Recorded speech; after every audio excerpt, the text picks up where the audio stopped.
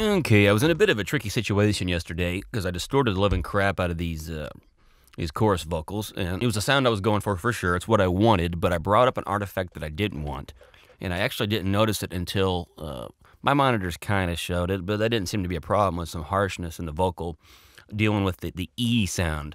And when a lot of singers, particularly male, when they go, anytime that syllable comes out, it can really hurt. It can be really piercing. At least that's happened quite a bit over the years for me.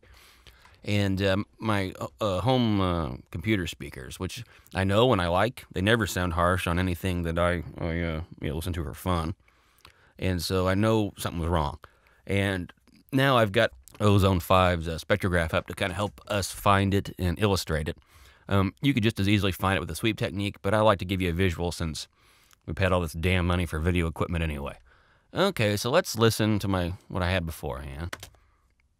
They can try all they want, but they can't keep me tied up like a puppet dog. You'll see, not long. Okay, it was that CCC right there.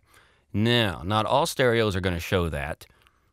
Like I said, my monitors didn't really seem to complain too much about it. But my home stereo speakers I trust a whole lot. That sound should not have came up. So it's my fault and more importantly my responsibility to solve it.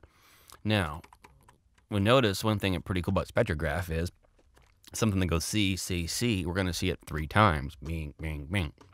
And actually, when I kind of took a second to get acclimated here, which took me probably actually 15 seconds, it wasn't that big a deal, to spectrograph, you can start seeing that pattern pretty quickly. Anytime that frequency pops up, it's usually right around in that between 2500 and 3K. So let's listen.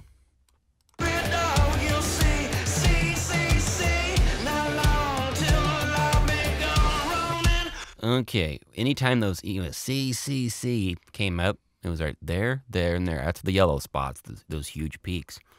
Well, anyway, the problem with distortion is it's the most severe form of compression in the world, really. And it's going to bring up nasty stuff a lot. That's a very common thing with distortion and, I guess, nature of the beast. And so I kind of experimented with how I was going to deal with this problem. And like I said, 2500 is probably the safest place to cut this. After I did my sweeping, let's see, what did I come up with?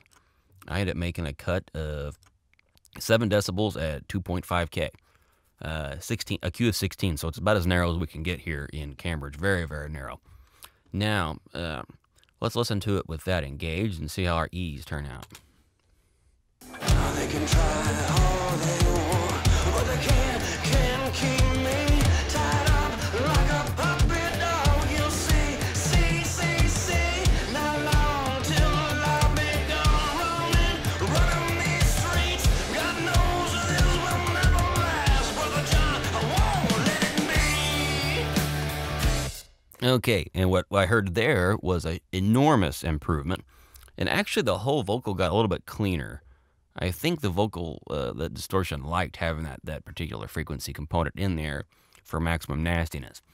Now, I had to think about this for a little bit when I was doing it because I was like, hey, we kind of lost something. And then it kind of occurred to me that this vocal is still pretty damn screwed up. We've worked quite a number on this thing. And by backing off 1 or 2 notches in for the sake of getting rid of pain, because pain is one of the biggest flaws you can possibly get. It's one thing to sound like a little bit cheap. It's another thing just to hurt people in terms of them just turning the mix down or turning it, off or something. So we never, ever want pain. And over the next, whatever it was, 30 minutes, 2 hours, something of mixing the song, I started to feel, quite content with that. And the part of me that wonders if I'm wimping out and sissifying my distortion starts to wonder, well, how many times did, Pantera have distorted vocals that hurt? I bet their vocals are distorted ones are even smoother than this. So it starts to be an issue of not sissiness, but just being intelligent enough not to hurt your listeners. And, don't succumb to that. So anyway, what I ended up doing, that EQ was right before the distortion and before the de-esser as well. And for some reason, that worked better to me than after the fact. And I very well could have done it after the fact, and it is a little bit counterintuitive because it's going to go through that high compression process. But I was really happy with this particular sound by EQing beforehand. So if you're having trouble with these E's, you're going to find it in around 2.5K. It could vary between, or depending on the singer. But don't be afraid to scoop it before the distortion and use a heavy hand, like say 8 decibels, and see what happens.